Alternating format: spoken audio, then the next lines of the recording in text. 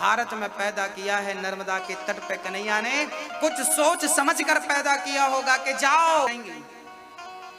आपसे प्रश्न करता हूं मैं, क्या आप मुझे गारंटी दे सकते हैं मैं पूरे होशंगाबाद की प्रॉपर्टी आपके नाम कर दूं, क्या गारंटी है कि आपकी इच्छाएं पूरी हो जाएंगी? पूरा मध्य प्रदेश आपके नाम कर दूं, क्या आपकी इच्छाएं पूरी हो जाएंगी? इसकी गारंटी आप हमें दे सकते हैं? पूरा भारत आपके नाम कर दूं, क्या इच्छाएं पूरी हो जाएंगी? गारंटी दे सकते हैं? पूरी दुनिया आपके मुट्ठी पे हो, जिनकी मुट्ठी पे दुनिया थी उनकी इच्छाएं पूरी नहीं हो सकी भक्तों। इसलिए इच्छाओं के गुलाम मत बनिएगा, कई जन्म बिगड़ गए आपकी इच्छाएं पूरी करने में। इसलिए एक ही इच्छा रखिए, बस भगवान को प्राप्त करने की इच्छा रह जाए, दूसरी कोई इच्छा ना हो, तब उद्धार संभव है, तब मोक्ष संभव है। नहीं तो करते रहिए इच्छाओं की पूर्ति, मर जाएंगे आप। आपके बाप दादे मर गए इच्छाएं पूरी करते करते, उनकी नहीं भई। आपकी हजारों पीढ़ियां गुजर गई, उनकी इच्छाएं पूरी नहीं भई, आपकी क्या होगी? मेरी मां एक किसान था, उस किसान का घर घास की झोपड़ी थी, खेत के कोने पर उसने झोपड़ी बनाई और खुरपी से घास छीलता था। घास छीलने का लोहे का एक खुरपी होती है, खुरपी से घास छील। मैया कर लो तुम फोन से बात, हाँ हाँ कर लो बात। कक्षा में बैठ के किसकी याद आ गई? लो बुढ़ापा आ गए, अभी तक मन कक्षा में नहीं लगा, फोन पे ही लगी है बूढ़ी मैया। हाँ मेरी माँ, अवसर मत गवाओ, थोड़ी देर के लिए तो ये जंजाल छोड़ दो। हाँ थोड़ी देर के लिए तो मन हटा दो बेटा बहू घर परिवार से। हाँ एक दिन छोड़ना पड़ेगा सदा के लिए। यहाँ तो बैठ के फोन भी कर पा रही हो, बहू कैसी हो, हम कक्षा से लेट आएंगे बना के रखना। हाँ यहाँ से तो फोन से कह पा रही हो मेरी माँ भैया जी, एक दिन वहां जाओगे जहां से ना कोई चिट्ठी होगी ना कोई फोन होगा। हाँ चिट्ठी न कोई संदेश, जाने वो कौन सा देश जहां तुम चले गए।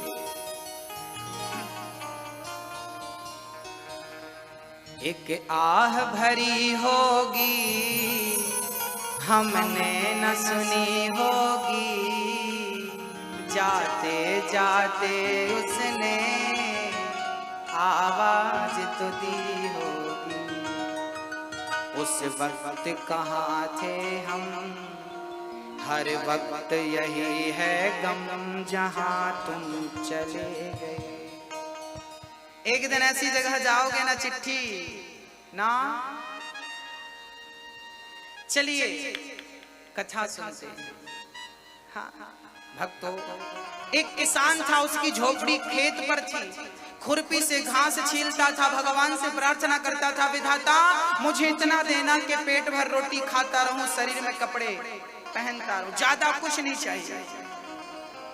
एक दिन वो घास छीलता रहा, अचानक उसकी खुरपी जमीन में गड़ गई और मिट्टी निकली तो नीचे सोने का घड़ा नजर आया। उसने मिट्टी हटाई, सोने के घड़े पर ढेर सारी स्वर्ण की मुद्राएं थी। अब तो किसान सारा सोना उठा उठा के अपनी कुटिया पे भरता रहा। कुटिया इतना सोना भरा, इतना सोना भरा कि उसकी पूरी कुटिया सोने से भर गई। कुटिया सोने से भर गई, पर मन का कोना अभी भी खाली था। घर सोने से भर गया, पर मन का कोना अभी और समेट रहा है।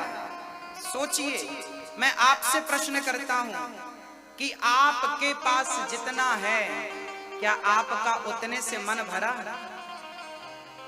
नहीं ना, कोना खाली है। याद रखना, आपकी तिजोरियां पैसों से भर गईं, आपकी तिजोरियां सोना चांदी से भर गईं, तिजोरियां भर गईं, क्या मन भरा है? बस ये बता दो, क्या मन भरा है? बोलो मेरी माँ। मन मन मन मन भर लीजिए। मन सोने से किसी का भरा ही नहीं, तिजोरियों में भर लो। मन तो केवल राम को चाहता है, कृष्ण को चाहता है बस। माँ देवहूति चरणों में गिर पड़ी, प्रभु मेरा कल्याण करो।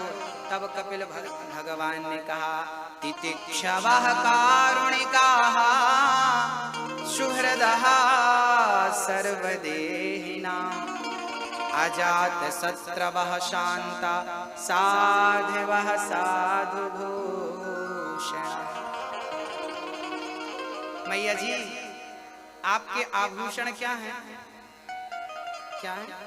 स्त्री का आभूषण क्या है? पुरुष का आभूषण क्या है? कम आभूषण क्या है हमारा? स्त्री का आभूषण है सहनशीलता। पुरुष का आभूषण क्या है? सहनशीलता। हमारी शोभा अंगूठी से, सोने की चैन से, सोना चांदी कपड़ों से हमारी शोभा नहीं है भक्तों। हमारी सहनशीलता ही हमारा स्वभाव और हमारे संस्कार ही तो हमारी पहचान है, यही तो हमारे आभूषण है। तितिक्षवः कारुणिकाः, हमें सहनशील होना चाहिए। हमारा आभूषण क्या है मेरी माँ? एक स्त्री सोने से लदी हो, सोने से भरी हो, पर उसके अंदर सहनशीलता ना हो, दया ना हो, करुणा ना हो, प्रेम ना हो, तो क्या उसकी शोभा होगी? मेरी माँ, आपकी पहचान, आपकी शोभा सहनशीलता। इसलिए आभूषण कौन सा? तितिक्षवः, सहनशीलता। कपिल भगवान ने कहा, माँ, हर स्त्री को, हर पुरुष को सहनशील होना चाहिए, हर व्यक्ति को सहनशील बनना चाहिए। कपिल भगवान के उपदेश से माँ को, माँ सिद्धा नाम की नदी बनकर बह गई। कपिल देव जी ने कहा, माँ, बालक जब माँ के गर्भ में आता है ना, तो 1 माह में बच्चे का सिर बनता है, 2 माह में उसके हाथ पांव निकलते हैं, तीसरे माह में उस बच्चे का निर्माण होता है, स्त्री पुरुष के चिन्ह निकलते हैं, तीसरे माह की आखिरी में उसमें मूवमेंट होता है, वो हिलने डुलने लगता है, और चौथे माह से बच्चे को भूख लगने लगती है, 5वें माह में वो दाहिनी कोख से बाईं कोख में लात मारने लगता है, हिलने डुलने लगता है। माँ, बच्चा माँ के गर्भ में आता है तो बड़ा कष्ट होता है। झूठ बोलेगा? नहीं बोलूंगा। कपट करेगा? नहीं करेगा। निंदा करेगा? नहीं करूंगा। किसी का दिल दुखाएगा? नहीं। भगवान बोले, यदि तूने इन बातों का ख्याल रखा तो फिर तुझे जन्म गर्भ में लेना, फिर तुझे गर्भ में आना नहीं पड़ेगा, तेरा उद्धार हो जाएगा। पर भगवान की बातें बचपन में तो याद रहती हैं, जैसे ही बड़ा हुआ धीरे धीरे माया ऐसी लपटाती है कि सब कुछ भूल जाता है और फिर 84 के चक्कर में उलझ जाता है। ये पत्नी मेरी, बेटा मेरा, इनको मेरा कहने लगता है, भूल जाता है कि गोविंद मेरो है, गोपाल मेरो है, ये बात भूल करके दुनिया को अपना मानने लगा। यही तो माया है। हाँ, क्या बताऊं भक्तों, बड़ी प्रबल है। मम माया दुरत्तया। सुखदेव भगवान कहते हैं, राजन, मां सिद्धा नाम की नदी बनकर बह गई। कपिल देव जी ने आचमन किया, सीधा गंगा सागर चले गए। आज भी कपिल भगवान गंगा सागर में बैठे हैं। बाकी तीर्थ बार बार, गंगा सागर एक बार। क्यों एक बार? कपिल देव जी जंगल में गए ध्यान लगाने, संसार के लोग पहुंच गए, गुरु जी हमें बेटा घर से चला गया है, शादी वादी हो नहीं रही है, जरा कृपा करो। कपिल देव जी बोले, ये भजन करने नहीं देंगे, अपने घर गृहस्थी की बातें करते हैं। तब कपिल देव जी इस जंगल से उस जंगल में, लोग फिर भी पीछा नहीं छोड़े। तब कपिल देव जी जंगल के समुद्र के बीच में एक टापू था, वहां चले गए। पर भगत बड़े चतुर, चेला लोग फिर नाव में चढ़ चढ़ के पहुंच गए। अब गुरु जी को लगा, राम राम, ये तो भजन नहीं करने देंगे। तब गुरु जी ने कहा, सुनो, तुम रोज रोज मत आया करो। कपिल देव जी कहते हैं, रोज मत आया करो। चेलों ने कहा, गुरु जी आपका दर्शन किए बिना जी नहीं मानता। तो गुरु जी बोले, एक काम करो, साल में एक बार आया करो, रोज रोज नहीं। हम तुम्हें साल में एक बार मिलेंगे। कौन सा दिन? गुरु जी ने कहा, मकर संक्रांति के दिन हम मिला करेंगे। अब चेलों ने कहा, गुरु जी यहाँ तो बड़ा समुद्र है, अब आपके पास आने में ही एक दिन लग जाएगा नाव में। तब भगवान कपिल ने समुद्र से कहा, समुद्र जी, आप साल भर यहाँ पर रहा करिए, पर एक दिन मेरे भक्तों को आने के लिए रास्ता खाली कर दिया करिए, मेरे भक्त लोग आसानी से आ सकें। दुनिया का सबसे बड़ा मेला आज भी गंगा सागर में लगता है, जहाँ 365 दिन में 364 दिन वहाँ पानी होता है, 20 फीट पानी होता है। साल में एक दिन के लिए समुद्र जगह खाली करता है। यकीन ना हो तो गंगा सागर जाकर देख लेना, ये सबसे बड़ा चमत्कार है। एक दिन के लिए समुद्र जगह खाली करता है। किसके लिए? कपिल भगवान जी ने कहा ना एक दिन खाली करना भक्तों के लिए। इसलिए कहा है कि सारे तीर्थ बार बार और गंगा सागर एक बार। वहां एक बार चले जाओगे तो दोबारा जाने का मन ही नहीं करेगा आपको। हाँ, वहां आदमी चलता नहीं है, पिसता है, इतनी भीड़ होती है, दोबारा जाने का जी नहीं करेगा। इसलिए बाकी तीर्थ एक बार, गंगा सागर एक बार, बाकी तीर्थ। गंगा सागर बड़ा पवित्र तीर्थ है भक्तों, साल में एक दिन का ही मेला होता। कपिल देव जी बैठ गए, बोलिए कपिल देव भगवान की। मनु जी महाराज की तीसरी पुत्री का नाम था प्रसूति। प्रसूति का विवाह दक्ष प्रजापति से हुआ। दक्ष की छोटी पुत्री का विवाह शंकर जी से हुआ। एक बार दक्ष प्रजापति को ब्रह्मा जी ने प्रजापतियों का मुखिया बना दिया तो उन्हें बड़ा अहंकार आ गया, मैं सबसे श्रेष्ठ हूं। अपने बड़े का अहंकार, जिसे बड़ा बना दिया जाए ना उसे अहंकार कहते हैं। ऊंट में बैठेगा तो हिलेगा जरूर। अहंकारी हो गए दक्ष। एक दिन भगवान शंकर का अपमान कर दिया। सभा में आए, शंकर जी उठकर खड़े होकर उन्हें नमस्कार नहीं किए तो गालियां देने लगे। अरे मूर्खो, सभासदों, इसे क्यों बुला लिया? ना उठने का ज्ञान, ना बैठने का ज्ञान, ना खाने का ज्ञान, ना पीने के ज्ञान। भरी सभा में भगवान शिव का दक्ष ने अपमान किया, पर धन्य है भगवान शंकर की दक्ष की गालियां सुनते रहे और चुप रहे। शंकर जी को पता था कि हमें सुन लेना ही ठीक है। अच्छा भक्त, एक बात बताओ, दक्ष ने भगवान को गालियां दी तो क्या बदले में शंकर जी को भी गालियां देनी चाहिए थी? यदि आपको कुत्ते ने काटा तो आप क्या करेंगे? कुत्ते को काटेंगे? बताइए, नहीं काटेंगे ना, इंजेक्शन लगवा कर अपना इलाज करेंगे। जैसे दुष्ट व्यक्ति अपना स्वभाव नहीं छोड़ता गाली देने का, तो सज्जन को भी क्षमा करने का स्वभाव कभी नहीं छोड़ना चाहिए। कुत्ते ने तुम्हें काटा है, क्षमा कर दो कुत्ते को, उसे काटोगे? अच्छा एक बात बताइए, माना कि आपको किसी ने गधा कहा, तुम गधे हो, आपको बुरा लगता है कि नहीं? आपको कोई कह दे तुम गधे हो, गधे, मैया जी, बुरा लगता है कि नहीं? आपको कोई गधी कह दे, गधी हो, बुरा लगता है कि नहीं? आपको बुरा लगता है कि नहीं? हाँ या ना? अच्छा एक बात बताओ, क्या आप गधे हो? हाँ या ना? नहीं ना, आप गधे नहीं हो ना। जब गधे हो नहीं तो किसी ने गधा कहा तो बुरा क्यों लगा? आप किसी के कहने से गधे होते नहीं है, पर जब आप स्वीकार कर ले, मुझे गधा कहा, मुझे, अब आप गधे हो गए। अब आप गधे हो क्योंकि आपने स्वीकार कर लिया। क्यों स्वीकार किया?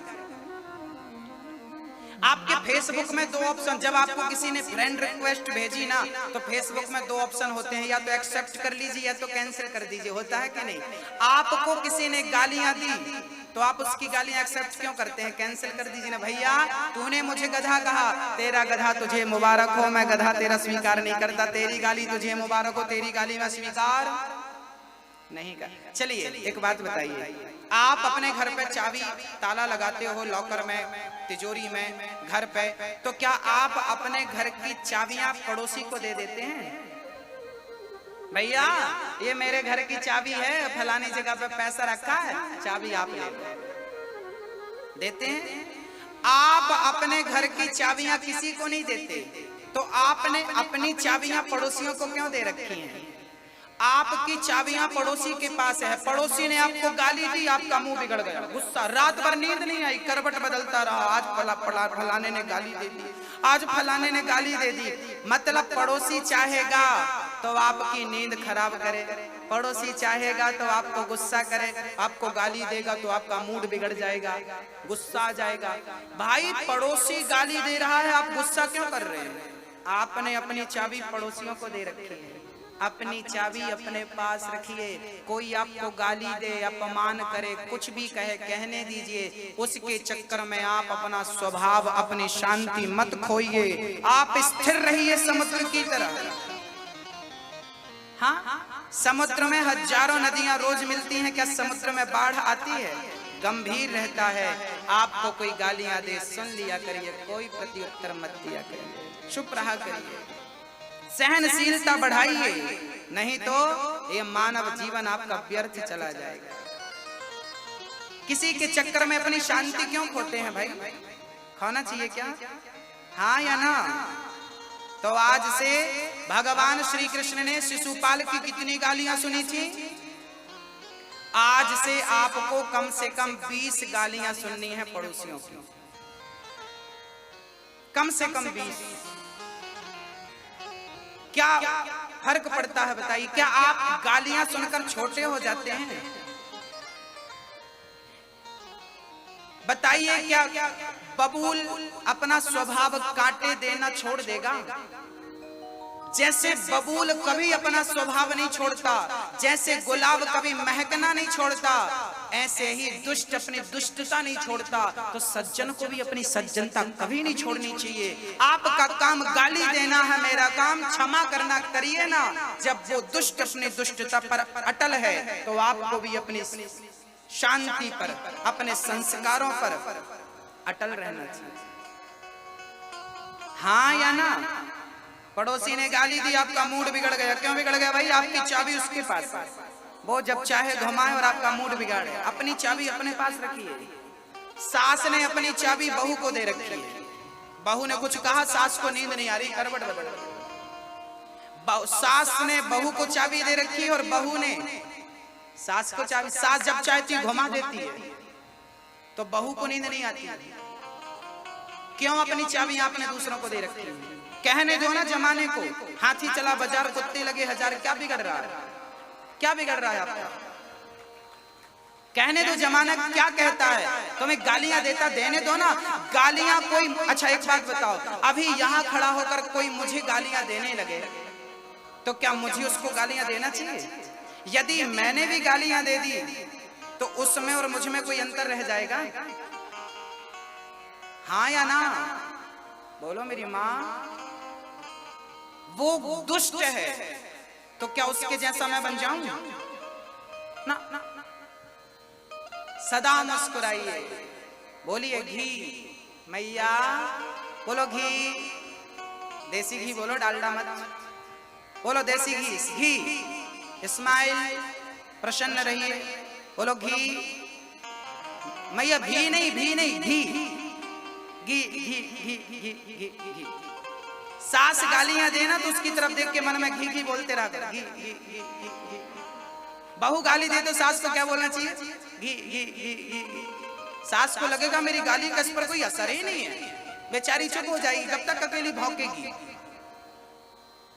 चुप हो जाएगी। किसी की गालियों का आप पर कोई असर ना हो, मैं ये चाहता हूं। सदा मुस्कुराइए, सदा प्रसन्न रहिए। एक मैया वृंदावन गई, वहां से ठाकुर जी कन्हैया जी को खरीदने लगी। भैया जरा वो कन्हैया जी दिखाना, वो बाजू वाले दिखाना, बाजू वाले। क्यों? ये क्यों नहीं? और मैया बोली, वो बाजू वालों की स्माइल ज्यादा है ना। एक भक्त भगवान को खरीदता है ना, तो कौन सा भगवान? जिनकी स्माइल अच्छी हो। सोचिए, आपको हंसता मुस्कुराता भगवान अच्छा लगता है, तो भगवान को भी हंसता मुस्कुराता भगत बहुत अच्छा लगता है। इसलिए हंसते मुस्कुराते रहा करिए, किसी की बातों को दिल तक ना ले जाया करिए। कह दिया से कह दिया, गाली दी ना दे दे। कीचड़ पांव में लग जाए आपके, तो आप कीचड़ को घर पे ले जाओगे कि धुलकर साफ कर लोगे? किसी ने गालियां दी, कीचड़ उछाला है, कोई बात नहीं, साफ करो, छुट छुट। कहां ध्यान देते रहेंगे आप? लक्ष्य को भूल जाएंगे यदि इन पर ध्यान दे दिया तो। कपिल शंकर जी का अपमान दक्ष ने किया, श्राप दे दिया तुम्हें यज्ञ में कोई भाग नहीं मिलेगा। शंकर जी के नंदी ने श्राप दे दिया, आया तब से मैं करता जा तेरा सिर बकरे का हो जाए। और भृगु जी ने श्राप दे दिया तुम जैसे शिवगण पाखंडी हो जाए। तो नंदी ने श्राप दे दिया तुम जैसे बाबा जी भिखमंगे हो जाए। शंकर जी को लगा ये सब स्वागत सम्मान समारोह था, ये श्राप समारोह बन चुका है। शंकर जी चले गए, दक्ष ने कनखल में यज्ञ किया, शंकर जी का अपमान करने के लिए सबको बुलाया, शिव जी को निमंत्रण नहीं दिया। माता सती बिना बुलाए गई, जलकर उस यज्ञ में भस्म हो गई। शंकर जी को पता लगा, माता सती का जलता शरीर लेकर दौड़े हैं। 52 जगह पर माता सती का शरीर गिरा है, 52 शक्ति पीठ बन गई। और आखिरी में क्या हुआ भक्तों, आखिरी में दक्ष चरणों में गिर पड़े। वीरभद्र ने सिर काट दिया था, तब बकरी का सिर लगाकर जीवित किया। सती पार्वती के रूप में जन्म लेती हैं और भगवान शंकर का मां जगत जननी जगदम्बा से विवाह संपन्न होता है। बोलिए शंकर भगवान की जय हो।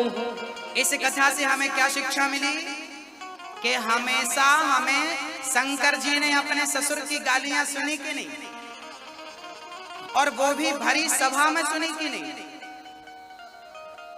भगवान कृष्ण ने शिशुपाल की गालियां सुनी कि नहीं, भरी सभा में सुनी कि नहीं। ये कथाएं हमें सिखाती हैं कि हमें भी सहनशील बनना चाहिए।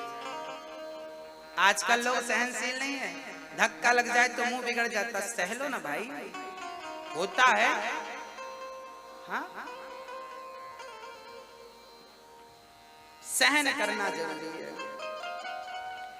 एक पत्थर मंदिर के बाहर होता है, फर्श पे बिछा होता है। एक मंदिर के भीतर भगवान बनकर पत्थर बैठा है।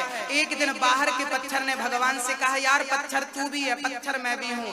तेरे ऊपर लोग नारियल, तेरे ऊपर लोग दूध चढ़ाते हैं, आरती उतारते हैं, और मुझे पांव से कुचल कुचल कर चले जाते हैं। एक पत्थर वो होता है जिस पर नारियल तोड़ते हैं। उस पत्थर ने कहा, लोग मेरे सिर पर नारियल तोड़ते हैं और तुझे प्रणाम करते हैं, क्यों? तब मूर्ति से आवाज आई, पत्थर तू भी है, पत्थर मैं भी हूँ। फर्क केवल इतना है कि जब किसी मूर्तिकार ने तुझे मूर्ति बनाने के लिए उठाया था तो छेनी और हथौड़े की चोट मारी थी, तू उस चोट को खाकर टूट गया था, टुकड़े टुकड़े हो गया था। इसलिए आज तेरे ऊपर नारियल तोड़ा जा रहा है। तू इस गोद में बैठने का अधिकारी नहीं। ध्रुव जी तप करने गए। 5 वर्ष की उम्र में घर से मां ने कहा, बेटा जा परम पिता की गोद में बैठ। उसकी गोद में बैठने के बाद फिर किसी की गोद में बैठने के लिए तरसना नहीं पड़ता। ध्रुव जी गए हैं, किस प्रकार तप किया है। भगवान का भजन कब होना चाहिए, बुढ़ापे में, लड़कपन में या जवानी में? इस प्रसंग पर कल प्रकाश डालेंगे। प्रहलाद जी की पावन चर्चा कल करेंगे, और राम जन्म और कृष्ण जन्मोत्सव की। और कल 4 बजे से अपने पड़ोसियों को कहिएगा, कल जन्मोत्सव है ठाकुर जी का। कल होशंगाबाद में मेरे गोविंद का प्राकट्य दिवस है। आप सभी को धूमधाम से इस उत्सव में सम्मिलित होना। और अपने पड़ोसियों को जरूर कहिएगा, क्या कहेंगे कि घर पे बैठे मत रहो, चलो कथा पे। कौन कौन कहेगा, हाथ उठा के बताओ। अपने पड़ोसियों को, इष्ट मित्रों को कहिए कि टीवी के माध्यम से देखें। जो टीवी पे देख रहे हैं आप भी अपने पड़ोसियों को कहिए। और आइए वामन भगवान का पावन दर्शन करते हैं। और कल का सत्र बड़ा अद्भुत होगा। श्री ध्रुव जी ने तप किया, भगवान ने दर्शन किया दिया, और ध्रुव जी को अखंड राज्य दिया भगवान ने।